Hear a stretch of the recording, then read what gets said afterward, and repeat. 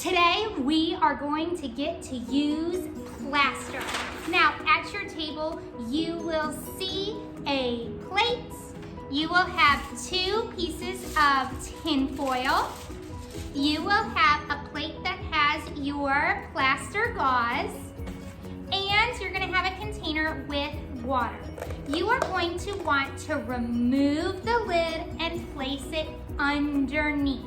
Now, you'll notice your stool was pushed in and there are 2 pieces of paper.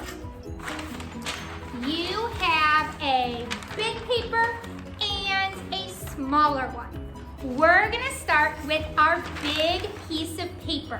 You are going to want to crumble it into a ball. So take that paper and crumble it as tight as you can make it. Smush it, smash it, really get it in there.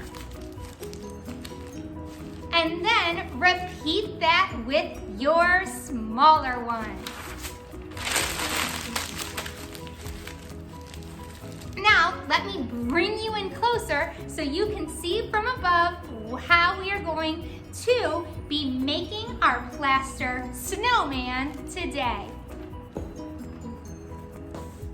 Now let's attach our snowballs together using the tin foil. Start with the biggest snowball on the bottom and wrap that tin foil around.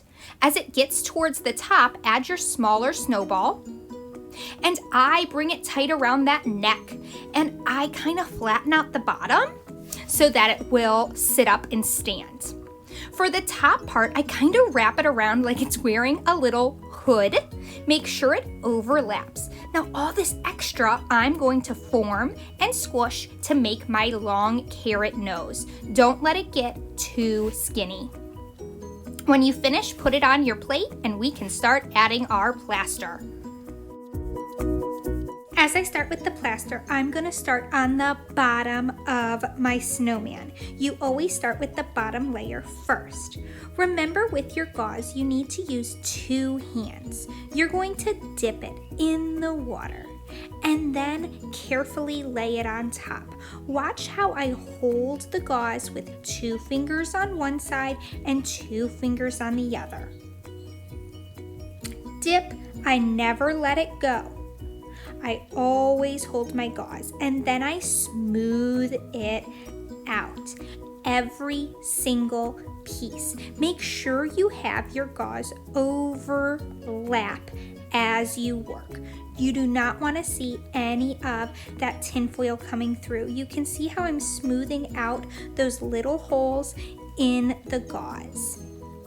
I will continue to layer up, starting from the bottom and going up towards the top of my snowman.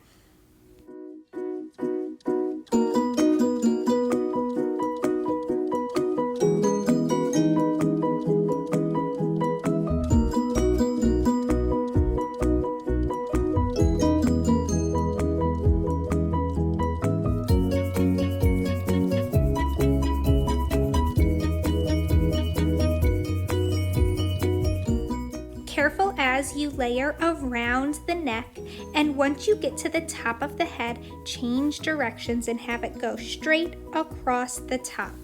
Now it's time for that carrot nose. I'm going to take 1 piece of gauze, get it wet, and this time I'm going to cap it up and around. Now it kind of looks like a duck beak. This is where I need to use my fingers to press and form and kind of fold that gauze. I'm going to take another piece and then wrap it around. Make sure it's nice and tight and smooth it out, because those flapping pieces will not magically go away. Now you want to double check and make sure everything is secure and there are no tinfoil showing through. Make sure there are no holes on your snowman. You can see I'm securing around that nose and smoothing out all those little flaps that are coming up. I'm checking all around my snowman. Now, your snowman might be a little lumpy, so is mine. Think, if you build a real snowman, they're not perfect circles or spheres. So they will be a little lumpy and a little bumpy, and that's totally fine. It makes them look more realistic.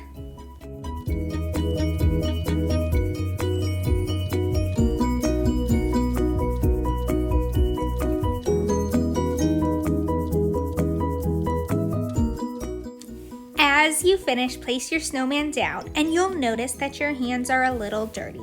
We cannot use the sink to wash our hands because the plaster will ruin the pipes. It will harden as it goes through. So we will take our hands and I'll come around and spray them with some water. We will rinse them with some paper towels and get some wipes to clean our hands.